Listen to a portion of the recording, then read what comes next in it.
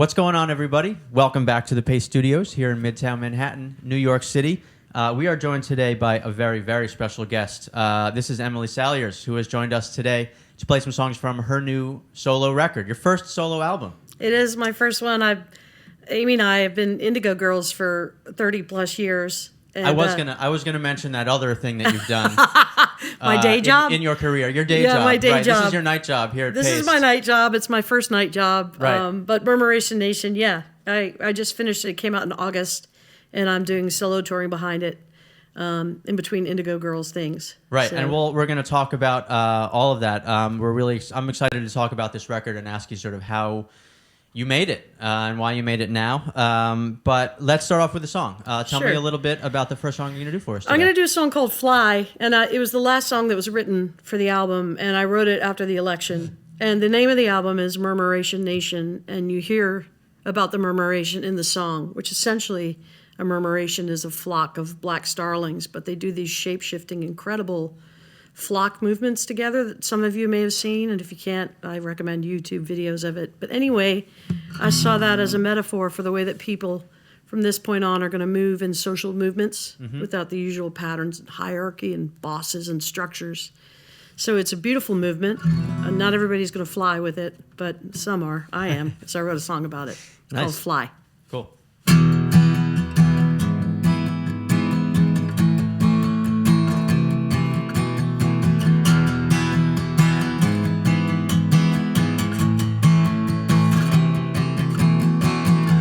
Yes, we've been hit by a sucker punch, minding the business of progress. But there was a bad one in the bunch, rubbing our jaws, rising up slowly from the dust, shaking our heads and wondering what just happened to us. I've spent all my life thinking we could have a meeting of the minds. When I was a child, I thought like a child.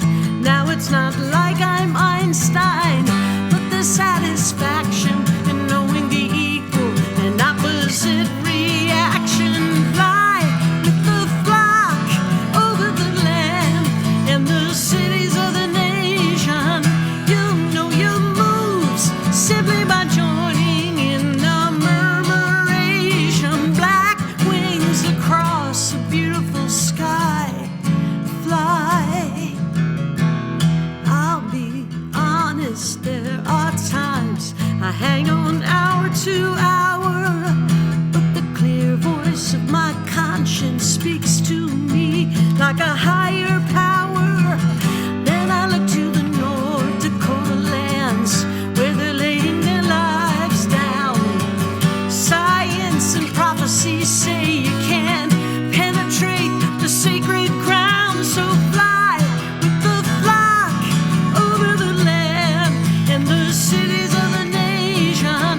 You know your moves simply by joining in the murmuration. Black wings across a beautiful sky. Fly.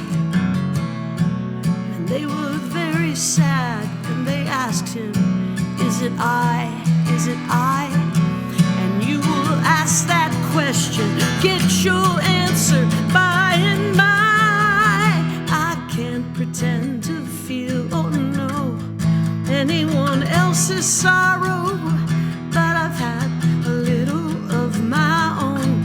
And so as we face tomorrow, if you're in need of an ally, I'll be by your side. 'Cause we've been given wings, songs to sing, and when they hold us down, we're just bound to fly with the flock over the land and the cities of the nation. You know your moves are simply by joining in the murmuration. Fly with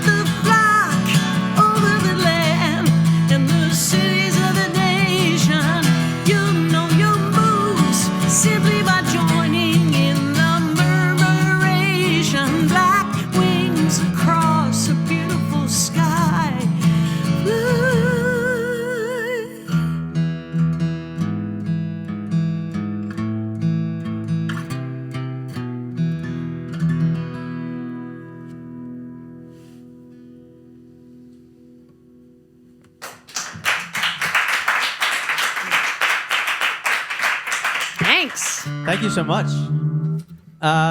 So I really want to ask you about this record that you put out in August. It's called Murmuration Nation. And so for those who haven't heard it, this format that you're in here today with us is one that I think is very recognizable to Indigo Girls fans, a voice and a guitar, or maybe normally two voices, but voice and guitar. Yeah. But as soon as you put on this record, you immediately realize from the first moment of it, this is not an Indigo Girls record. It's Right. a big sound. There are jazz sounds and R&B and rock guitars. There's some electronics on it. It's a real kind of big sound. And so, naturally I'm curious, had this album been in your head for all of these years, or was there a moment where you sort of put it all together and thought, now is the time, I've got to do it now? Well, I mean, the work that I've done with Amy over all the years has been so satisfying to me, but there came a time when I just started to have a little bit of an itch to do something that was more groove-oriented. Yeah. Because by and large, Indigo Girls don't do, like, groove-centered music. And I am so influenced and inspired by African-American, either gospel, rap, soul, R&B, all that kind of stuff. So I just felt I wanted to make a record that had that influence at its core, but also would typically have, like thoughtful lyrics, and that would be quite produced and not as much of. There's very little acoustic guitar on the album at all, and only pieces of electric guitar. So in fact, when I went to practice to learn for the tour, I had to practice parts, like sporadic parts, rather than playing Just through the whole strumming all the song. way through. Yeah. So it was quite an adjustment, and at first it just didn't even feel like a song, but they are songs. And with this album, all the parts that went together to lock intricately together are not glued by a strumming acoustic guitar. Right. And is this something that, in 1996, did you want to make this record, but for reasons that you couldn't control, you weren't able to? Or was there something about this moment that really called to you?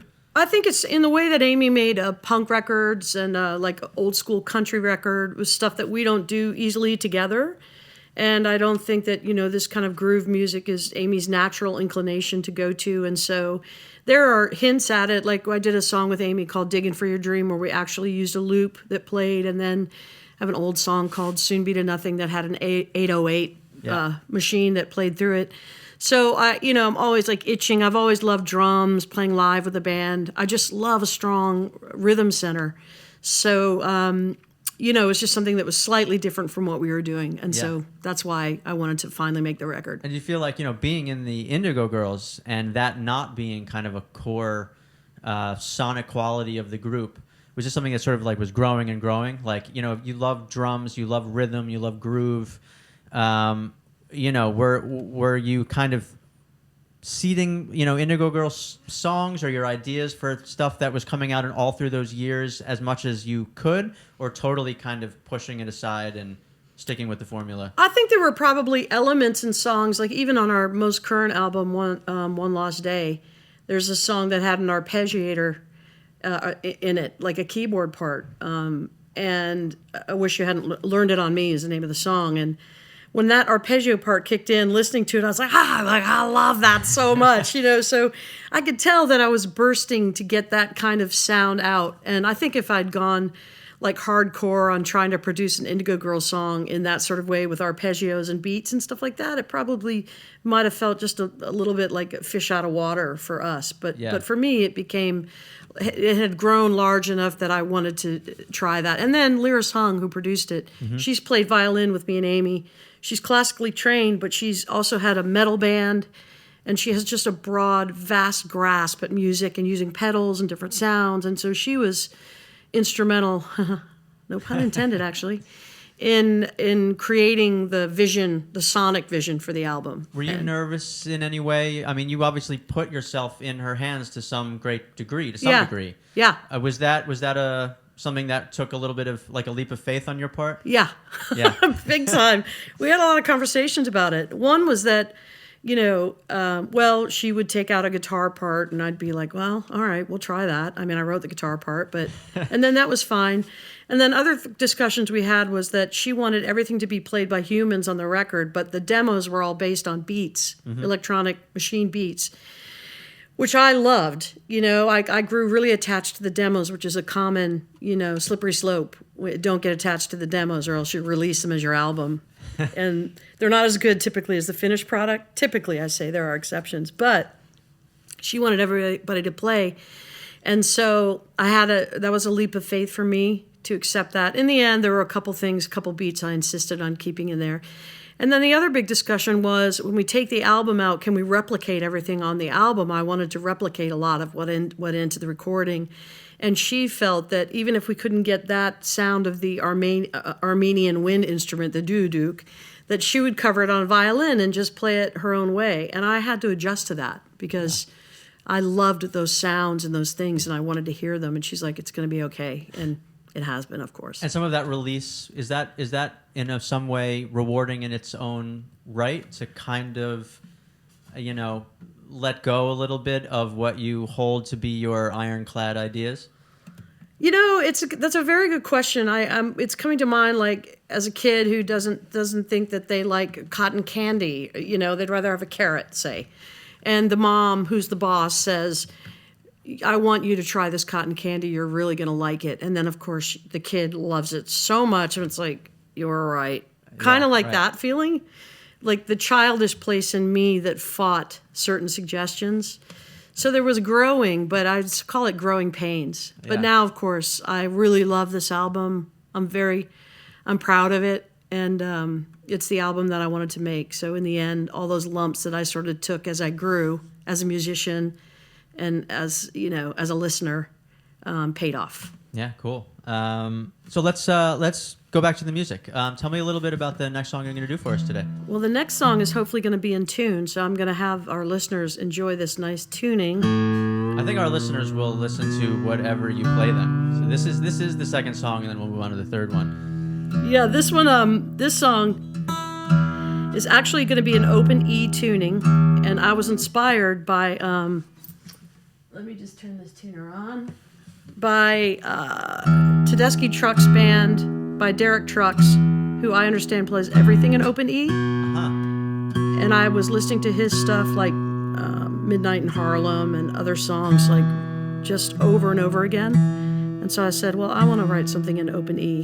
And I ended up writing this song. Have you and Amy been, multiple tuning kind of players, or have you been sort of conventional tuning this whole time? We've done both. I think I use more multiple tunings than Amy does. I listened to a lot of Joni Mitchell growing up, and then David Wilcox actually introduced me to a tuning that I started using a lot. Like I wrote a song, Love Will Come to You, on it, and then Mary Chapin Carpenter taught me a tuning that I wrote about 10 songs on, including Galileo. And the reason why we use tunings, like Amy might be in standard tuning and I'm in a funky tuning, it's close enough for jazz, right? Is that then you get, like, you're not hearing the same guitar part coming through. So if I'm up higher in a different tuning, just texturally and musically, it's more interesting. Yeah. So we always tried to sort of make the most of the two bits that we had, 2 guitars, 2 voices. Which also explains why we did a lot of descant parts vocally and just sort of filling out the arrangements. Yeah. So this song is called Sad One. It didn't have a name for the longest time, but the tuning is from the demo title? So there are things you the about demo the demos, title was right? Sad One. And, Yeah. and then and Lyris, this was another point of contention we had, a friendly point of contention. And she wanted to call it Sad One. I was like, we can't call it Sad One. You can't just call a song Sad One. She's like, yeah, I like Sad One. I was like, all right. So here it is. Sad One. It's sad, too.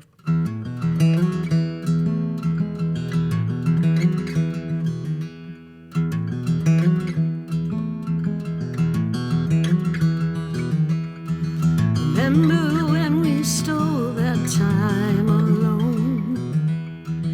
Ran like bandits with our bags of gold. Laugh like thieves beneath a liar's moon. Had to pay it all back way too soon. Along my way I've left a trail of crumbs for you to feed and find me should you come. out of the darkness of your situation into the brightness of a new station.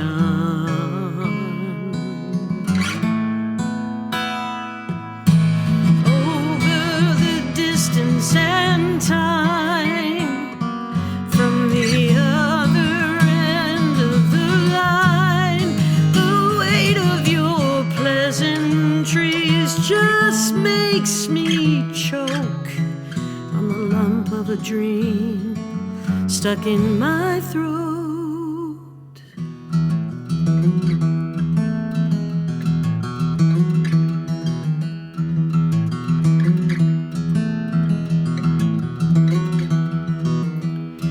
If timing counts for everything we're counting on, so many perfect times for us have come and gone. They seem to have found their way. Why couldn't we make them stay?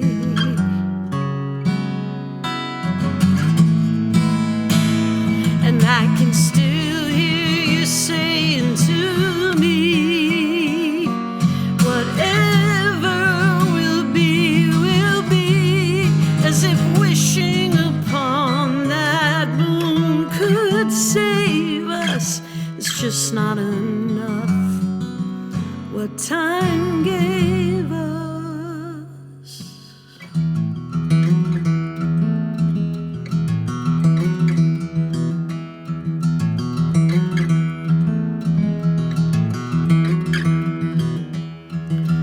At the center of my heart, the thief lies in wait and looks for ways to steal you from a life I think you wanna leave.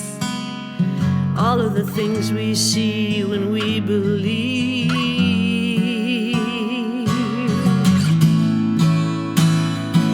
And I'll say it now 'cause it's true. I only ever wanted you, and tonight there's a big full moon up there, pinning me down with its cold blank stare.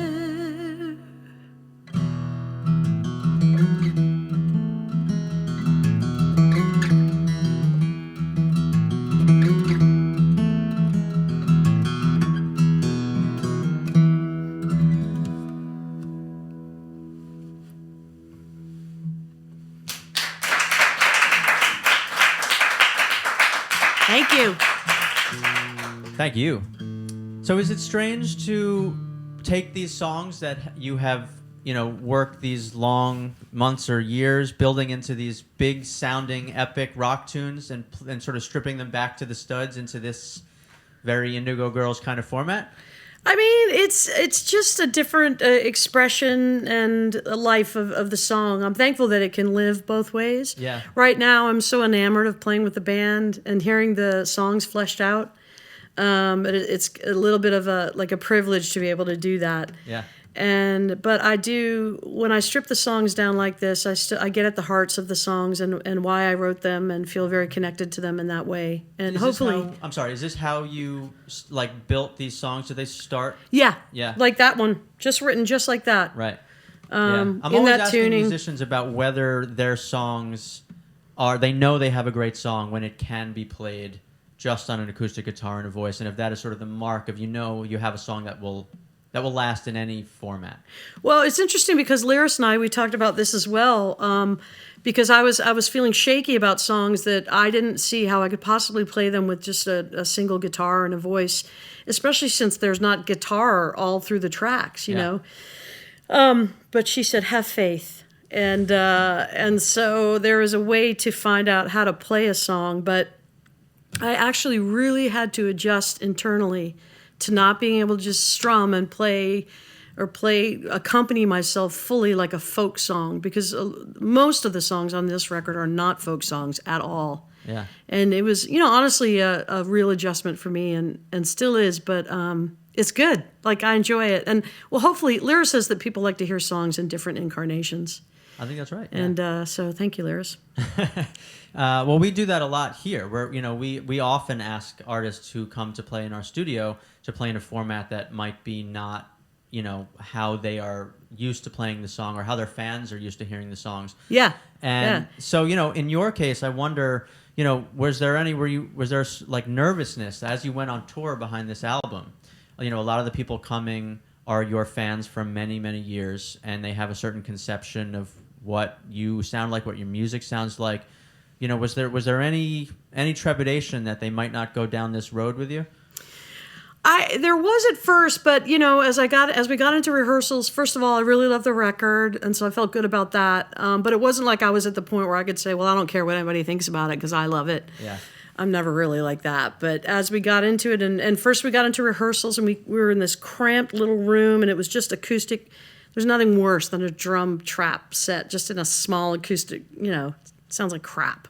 And it was not because of the drummer, but just because of that. And I was like, oh my gosh, the songs aren't coming to life. I burned up a lot of energy with a little bit of anxiety about how it was going to come across. But then when the band we were plugged in and we had the sound adjusted correctly, the album just started to live through the songs and the live performances. And from that point on, I was so in the songs and so grateful to be playing with a band that I really stopped thinking about anything else besides that. And then it followed that people really hooked into the performances, and the crowds were small but mighty. Yeah. And I can feel that they're hooking into the music, and I certainly am. Yeah. And so now at this point, the Indigo Girls are still going. Live and well. Live and well. Yeah. And there are records being made and coming out. Yep. Although I think in a slightly different format even for you guys, there's an orchestral record that you're working on.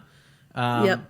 But my question was now that you have sort of tasted this other side of the way to make music, and you're obviously so engaged with live band and this kind of sound, can you let it go? I mean, do you want to keep making these records? I can't let it go completely, but I think it may be a song by song thing. Maybe, I don't know. I'm just interested in continuing to create songs and seeing how they end up being produced. In some ways, I don't want to just go back to what's the easiest thing for me, which is playing an acoustic guitar through the body of a song. Yeah. That's the heart and soul of what I've always done. And so I'm enjoying this really fleshing out, and I really am enjoying playing to a beat, because it makes me want to move. And I don't know why that kind of music just makes me feel things more deeply for myself. But I've learned not at this point in life, just really not to sweat the future anymore, especially after this big learning experience. But I know one thing: I'm inspired, and I'm excited to write. Amy and I are going to write a new Indigo Girls album, and I'm already excited to write new solo stuff. So at this point in life, if you've been doing it 35 years and to still feel inspired is awesome. Yeah, yeah. And can you see this kind of sound or this sort of inspiration making it in any way, filtering in any way into future Indigo Girls, records? I think I can't help but think about the way that things might be fleshed out in a certain way or not. In the studio, Amy and I have veto power over our own songs. Mm-hmm. So if Amy writes a song and she wants to go a certain direction that may be even more Americana or classic country, like what she's been working on, then we do that. And if I want to flesh out a rhythmic part, add a drum, a beat, or a loop or whatever, then I can do that. We don't censor each other. We enjoy each other's expression and creative freedom. So I think the sky's the limit, really. But it will be interesting to see, having had this experience in the studio, what that will feel like through the lens of the Indigo Girls. Yeah, how it rubs off. Yeah. Totally. That remains to be seen. Yeah. So you're going to do one more for us today, yeah. From Murmuration Nation. Tell me a little bit about this last song. This last song is, I don't know where it came from. It's called Train Inside. I thought this was going to be Happy One. No, I'm not happy. I don't write anything happy.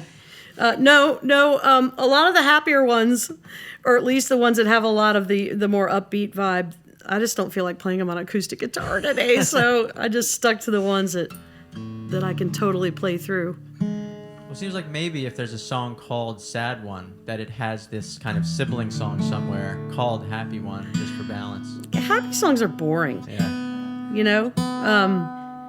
So yeah, we're just gonna stick with really depressing music. And I'm going to tune my guitar. It's a gorgeous guitar, by the way. What's Thanks. it looks like something you've maybe been playing for years. This is the first guitar that Amy and I bought when we got signed to Epic Records back in 1988. We both went to Matt Umanoff in New York. Uh-huh. And we picked out a guitar, and she got a black one just like this one, and I got the blonde one, which is fitting. And that is the guitar.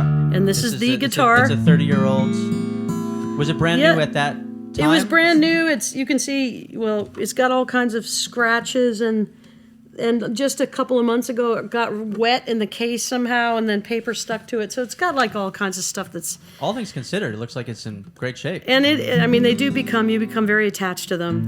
They seem to be living, breathing things.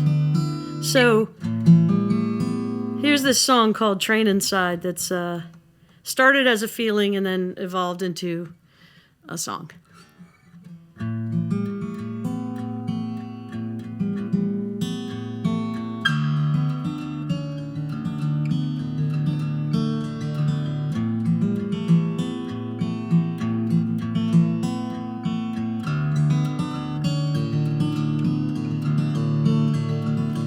I sold my business, you sold your van. We got 6 acres and a 2-bedroom house plan. Out in the country I hung salt licks from the trees, but the deer ate the branches. You got mad at me. It was the first sign of the freeze. I'm always pining, I never have fit in with the people, or the places, or the feel inside my skin. You wanted everything from anywhere to here, and you said, let's try the country. I said, okay, good idea. Why am I sitting by the lamp in my chair while you're practically pacing outside in the winter air?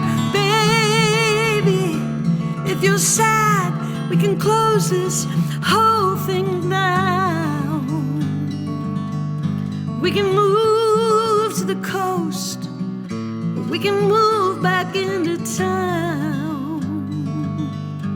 You said, I feel like a train inside. Can't you hear that lonesome sound? I'm not John Henry, I'm not that strong. The only thing I kept at was the bottle and a song. You lay your tracks with such passion, you're a steam drill. I'm trying to keep up, but I know I never will.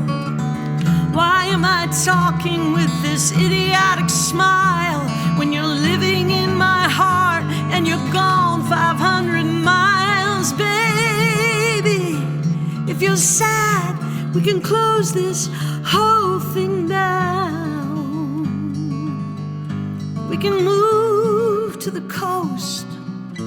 We can move back into town. You said, I feel like a train inside. Can't you hear that lonesome sound?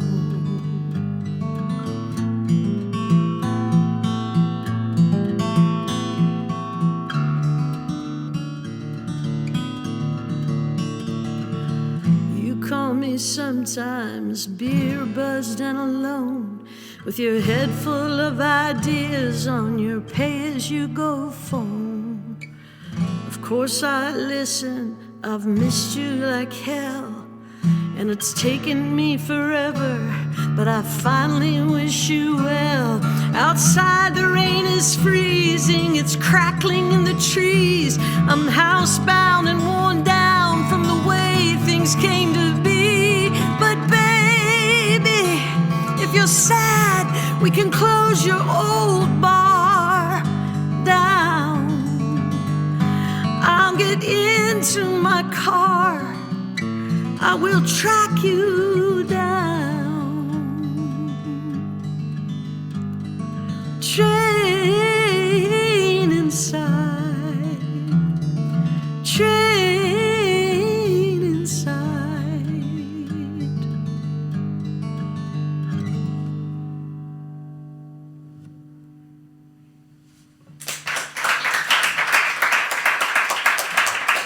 Thank you. Thank you so much. Thanks So- for having me. Yeah, the pleasure is all ours. One quick thing I was wondering as I was listening to that song is the lyric content, which you haven't really talked about as much today. When you have a new sound in your head, does that have any impact on how the words come out, or are they sort of mutually exclusive? Well, I think that it's hard to tell exactly, like a song like that. For one thing, I'm not thinking about what the record's going to be while I'm writing the songs. I'm just writing each song as it comes to me. Yeah. But for instance, if I work on Logic, which is Apple's like recording thing on my computer, and I might run a loop, and I might start writing a song to that loop. The feeling that loop creates in me is going to write me a different song than if I just pick up a guitar and start picking like that pattern. Yeah.